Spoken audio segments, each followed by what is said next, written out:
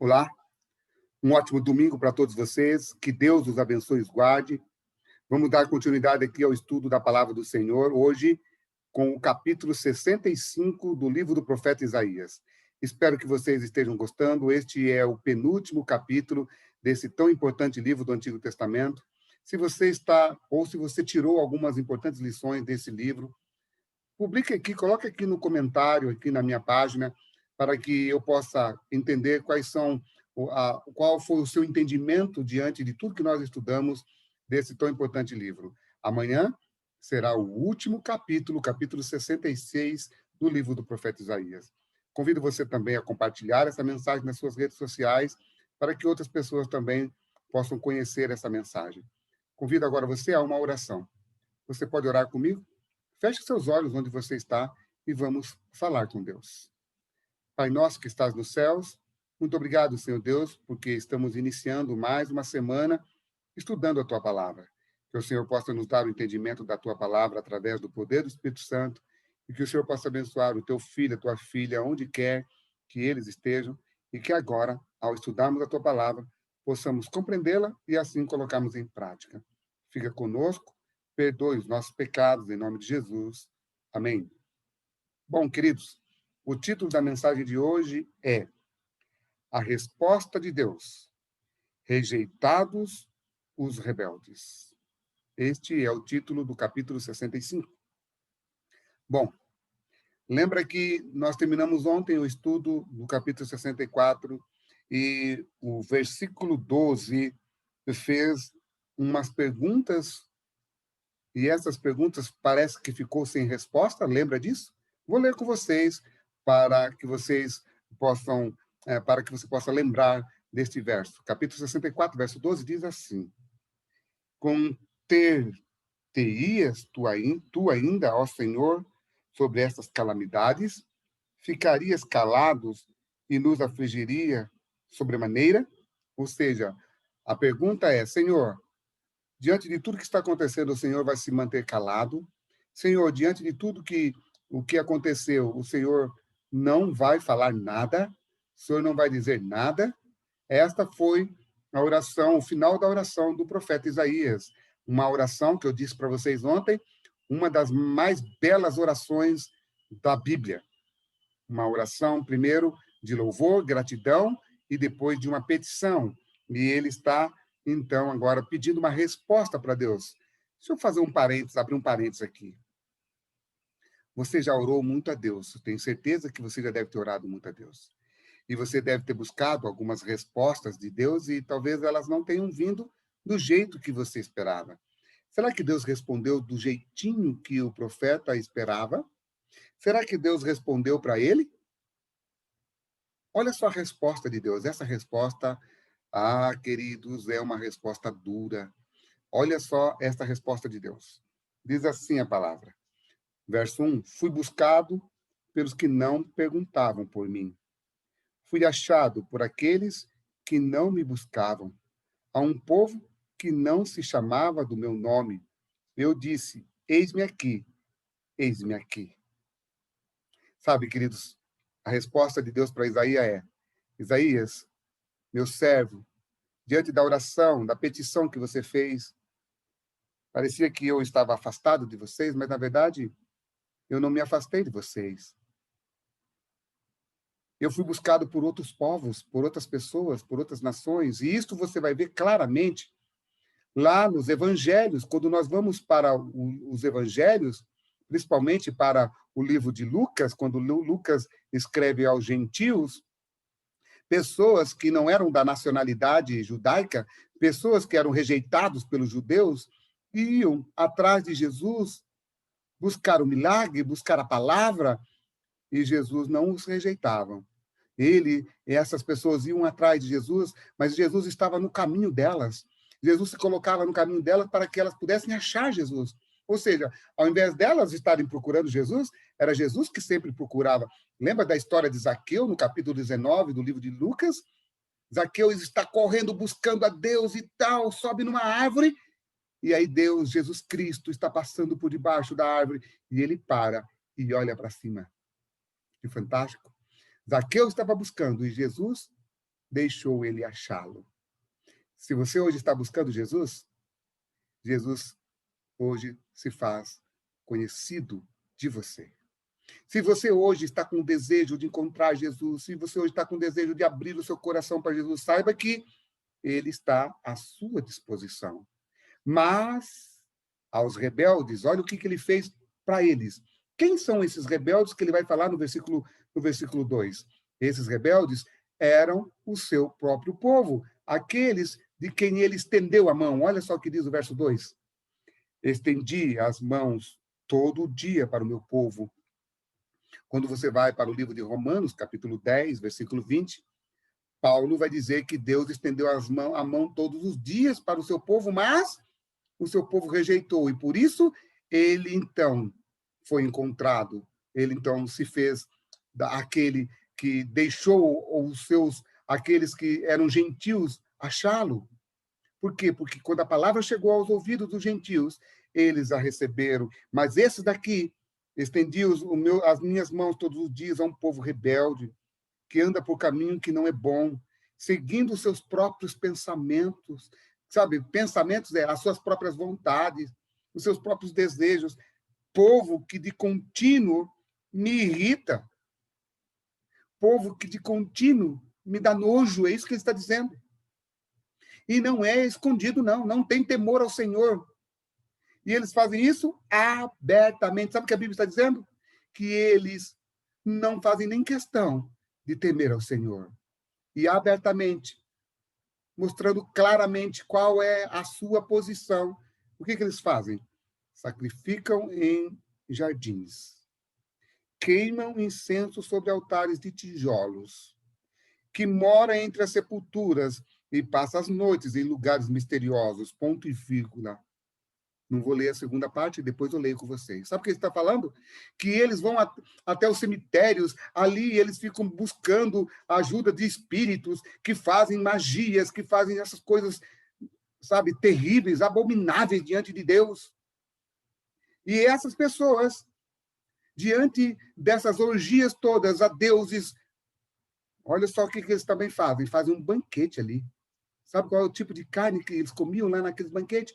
Carne de porco. Comida nojenta. Comida que a Bíblia vai dizer que é abominável. Comida que Deus vai dizer que ele não aceita que você come. Sabe o que a Bíblia está dizendo? Que dentro dos rituais macabros que eles faziam, o prato principal era a carne de porco. Sabe o que a Bíblia está dizendo, queridos? Que Deus não quer que você coma esta carne. Deus não quer que você destrua o santuário dele, que é o teu corpo. Esta carne, a carne de porco, ela é abominável para comer, queridos. Carne abominável, dizer, come carne de porco. E também até no seu prato tinha rato. Ensopado de carne abominável. Tem no seu prato ensopado de carne abominável, queridos. E porque diz, fica onde estás, não te chegues a mim, porque sou mais santo do que tu. És no meu nariz, como fumaça de fogo que arde o dia todo. Além de fazer todas essas coisas, sabe o que eles diziam? Eles diziam assim, olha, não chega perto de mim não, eu sou muito melhor que você. Sou santo. Sabe, eu estou falando assim com tanto pesar no meu coração, porque eu vejo tantas pessoas cometerem esse tipo de coisa e ainda se dizem filhos de Deus. Sabe, amigo, deixa eu falar uma coisa para você, amigo. Se a denominação cristã que você está seguindo pratica esse tipo de coisa, fuja dela. Ah, mas nós não vamos no jardim, nós não vamos atrás de necromantes, nós não vamos atrás de fazer essas coisas abomináveis. Mas, queridos, se você diz que não faz nada disso, mas você come essa carne imunda que Deus está dizendo, você está no mesmo nível que essas pessoas. Então, observe o que a Bíblia diz. Esses são rebeldes. E aí Deus diz assim, eis que no meu nariz, como fumaça de fogo que arde o dia todo. Eis que está escrito diante de mim, e não me calarei, mas eu pagarei, vingar-me-ei totalmente das vossas iniquidades. Ou seja, vai chegar o dia que Deus vai vingar todas essas coisas ruins que vocês fizeram. Deus vai fazer isso. com esses que praticam esse tipo de coisa. Mas, agora, Deus diz assim, que existe dois tipos de pessoas. Olha o que Deus diz. Assim diz o Senhor, como quando se acha vinho num cacho de uva, dizem, não o desperdices, pois há bênção nele. Assim farei por amor de meus servos, e não destruirei a todos. Ou seja, no meio daquelas uvas ruins, no meio daquele povo ruim, tinha um remanescente. Tinha um povo que não se misturava com eles. Sabe? Deus está dizendo assim, você pode viver no meio de pessoas ruins, mas você pode escolher não ser como eles.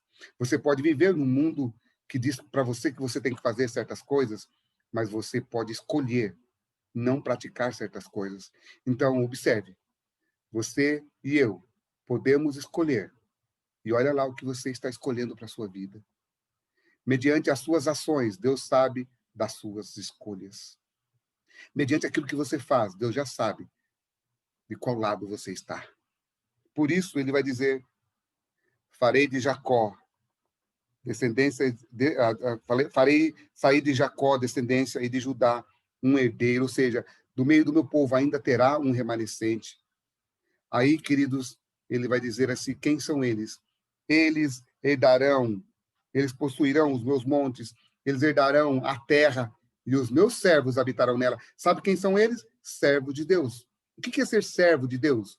É você se tornar escravo de Deus. E quando você se torna escravo de Deus, é porque você não tem vontade própria. Queridos, deixa eu falar uma coisa para vocês.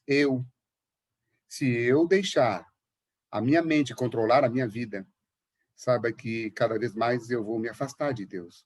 Porque a Bíblia diz em Jeremias 17:9, enganoso é o coração mais do que todas as coisas, ou seja, a minha mente, ela me trai.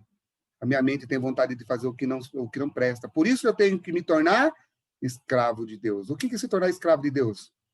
É fazer a vontade dele. Porque ele sabe o que é melhor para mim. Você não sabe o que é melhor para você. Deus sabe o que é melhor para você. Por isso ele diz, filho, dependendo da tua escolha, você pode escolher um outro Senhor na tua vida que não seja o Deus Todo-Poderoso. Observe que essas pessoas que tomaram essas escolhas, qual era o tipo de alimento que eles tinham? Comiam carne de porco. Então, cuidado, cuidado. Se a tua denominação diz que tudo que entra pela tua boca não te contamina, mas o que sai, cuidado, porque quer você coma, quer você beba, ou faça qualquer outra coisa, tudo tem que ser para honrar e glorificar o nome de Deus. 1 Coríntios, capítulo 10, verso 31. Então, a Bíblia vai dizer aqui de dois tipos de pessoas. Mas vós outros, o que vos apartais do Senhor, vocês que esqueceis do meu santo monte, vocês que se apartaram, vocês que vão... Observe, quem vai comendo essas coisas, quem vai fazendo esse tipo de ritual, o que ele vai fazendo? Cada vez mais vai se apartando de Deus. Mas ele vai dizer que este vai ser levado à espada, serão destruídos, conforme diz o versículo 12. Mas, pelo que assim diz o Senhor, eis que os meus servos comerão, mas vocês padecerão. Meus servos beberão, mas vocês terão sede. Os meus servos alegrarão, mas vós se envergonharão. Os meus servos cantarão por terem coração alegre, mas vocês gritarão pela tristeza do vosso coração. Ou seja, vale a pena, é isso que ele está dizendo, vale a pena servir a Deus, mas mediante a sua escolha, você pode sofrer. Talvez você não sofra hoje, mas na volta de Jesus, você vai saber o que você perdeu. Por isso, querido, vale a pena servir a Deus hoje. Não deixe o que você tem que fazer hoje para amanhã.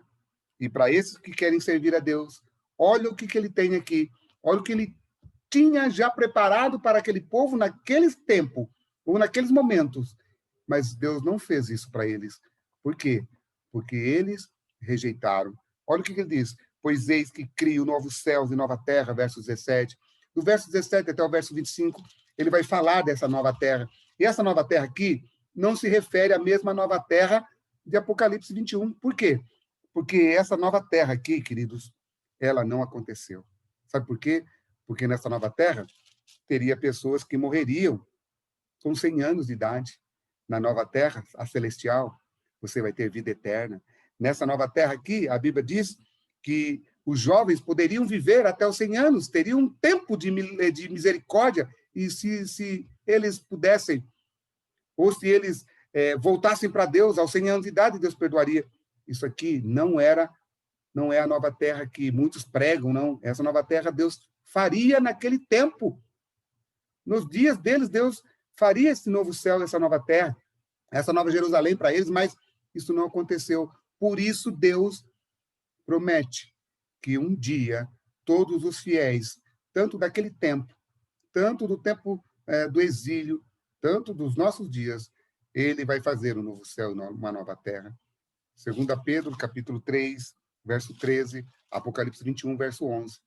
Lá está escrito que Deus vai nos dar um novo céu e uma nova terra, e todo o mal será destruído.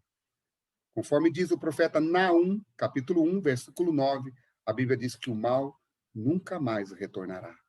Por isso, há uma promessa para mim e para você, quando Jesus voltar nas nuvens dos céus. E sabe o que a Bíblia diz? Que ele não vai demorar muito para voltar. Por isso você precisa fazer escolhas hoje. Quem é você? Servo de Deus? Ou você está fazendo a sua própria vontade? Ou fazendo a vontade de homens que dizem ser pregadores da palavra de Deus, mas diz para você que você pode abolir certos mandamentos? Por isso eu digo para você, é importante estudarmos a Bíblia todos os dias, para que você possa tomar decisões corretas ao lado do Todo-Poderoso. Que Deus te abençoe e te guarde. Amanhã aguardo você para o último capítulo do livro do profeta Isaías, que é o capítulo 66. Deus te abençoe e te guarde e tenha um ótimo domingo, em nome de Jesus. Amém.